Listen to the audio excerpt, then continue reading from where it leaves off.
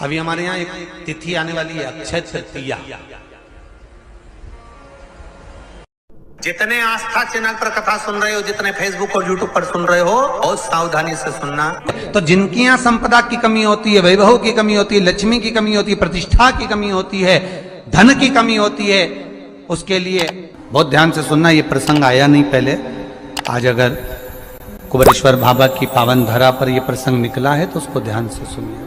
मेरी जीजियों, एक बात अपने जीवन में उतार कर रखना, कभी जिंदगी में अगर कभी ऐसा योग लगे, कभी तुम्हारे जीवन में कभी ऐसा लगे, ये उन लोगों के लिए है जो 1 रुपये कमाते हैं, सवाया खर्च होता है, घर में जिनके संपदा जुड़ती नहीं, बीमारियों में पैसा ज़्यादा जाता हो, या कहीं ना कहीं तकलीफें अपनी जिंदगी में आती है, उसके लिए माघ के महीने में जो शंकर भगवान को प्रसाद का भोग लगता है, उसमें भी 3 ही चीज मिलती है। सत्तू,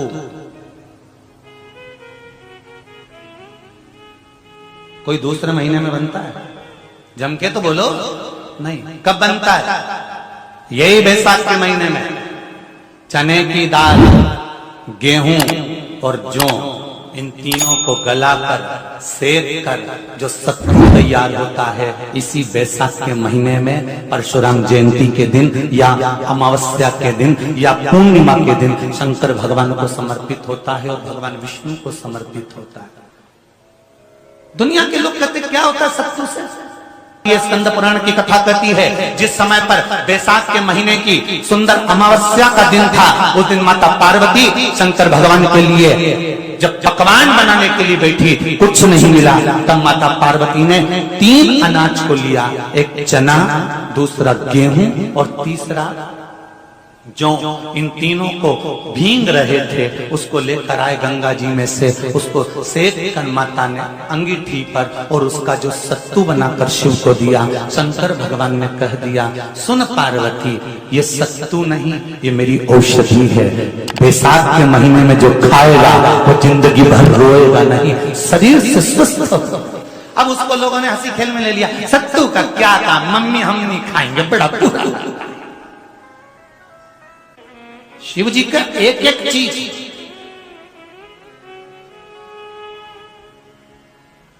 बैसाख के महीने में पियो बेल। बेल मतलब समझ गए? बेल का रस। बैसाख के महीने में पियो बेल और शरीर को रखो ऑलिव बेल।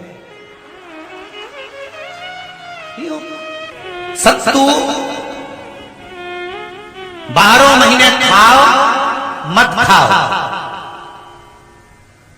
कौन सा महीना? बैसाख के महीने में सत्तू जरूर खाओ। और सत्तू चाइना से नहीं आएगा, इंडिया में बनेगा और बना भारत में ही।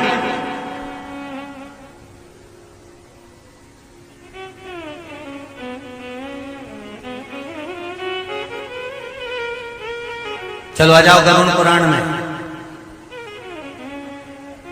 मरने का 47वां दिन, जब मरेंगे तब गरुड़ पुराण बचेगी। पहले सुन लो, और जिसके पास में गरुड़ पुराण नहीं हो तो पंडित जी से मंगवा कर फिर पढ़ के देख लेना। मरने के 47वें दिन, 47 डेज, 47वें दिन किस चीज का दान तुम्हारे सामने आता है?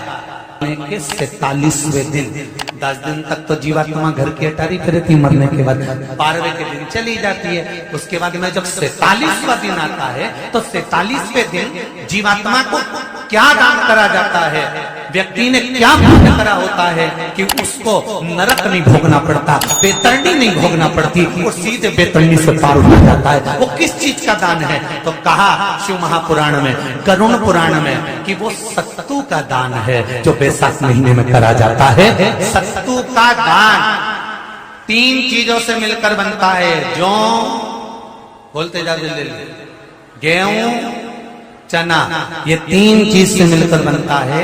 इसमें जो बारीक बारीक कण होते हैं, जितने जितने तीन चीज के मिले हुए बारीक बारीक कण होते हैं, ये जब दान किया जाता है सत्तू का, तब ये बेतरनी तरने के लिए 47वें दिन इस जीवात्मा ने अगर सत्तू का दान करा होता है या सत्तू का सेवन बैसाख के महीने में करा होता है, तो उसको बेतरनी नहीं भोगना पड़ती, डायरेक्ट सीधे रतलाम उज्जैन से डायरेक्ट। किस किस के यहां बनता है सत्तू?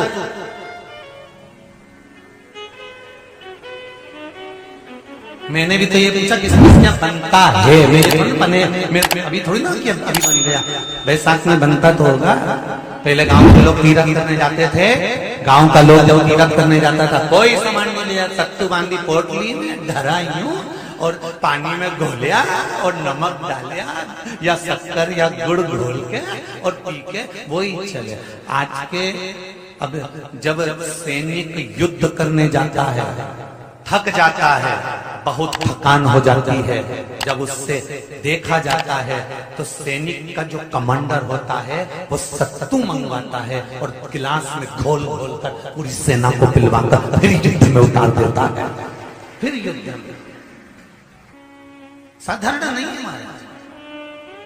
सत्तू में जितने बारीक बारीक कण होते हैं, जितने बारीक बारीक, अब तुम एक काम करना, अभी जब फ्री रहो तो एक कागज पे रख के सत्तू का एक कण गिनना, 1 2 3 बारीक बारीक गिनते रहना जरा। तो तुम्हारा क्या जाए गिनने में? भगवान कृष्ण के हाथ में पट्टी बंधी थी, तो हमने भी तो रुक्मणी को गिनने को दिया था, जरा गिन तो जरा इसमें कितने धागे। रुक्मणी जी ने कहा इसमें 9,999 धागे हैं। भगवान ने कहा बस यही 9,999 मुझे द्रौपदी को वापिस लौटाना है। गिन के लगा लो, अभी लगा लो, ऊपर तो भगवान गिन के बता ही देगा कि तुमने जो सत्तू दान करा था, तुमने जो सत्तू खाया था, तुमने जो सत्तू भगवान को दिया था, सत्तू का लड्डू बनाकर तुमने बैसाख महीने में भगवान की जो पूजन करी थी, तो अमावस्या के दिन, पूर्णिमा के दिन या अक्षय तृतीया के दिन तुमने जो सत्तू दिया था, भगवान तो गिनती बता देगा कि उस सत्तू में कितना कण था। और अगर नहीं बताए तो तुम आंदोलन पे बैठ जाओगे। क्या हमें बताओ पहले हमने कितना सत्तू दिया था, उसमें कितने कण थे, बताना पड़ा।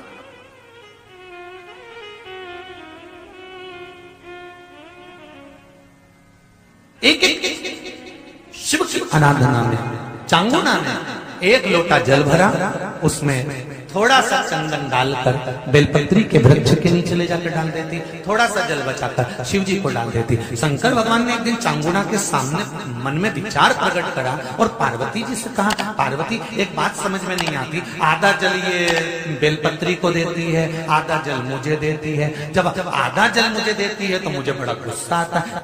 भगवान ने कहा ये आधा जल कहां डोल के आती है? पार्वती जी ने कहा उसके संतान नहीं है, इसलिए वो बेलपत्री की भी आराधना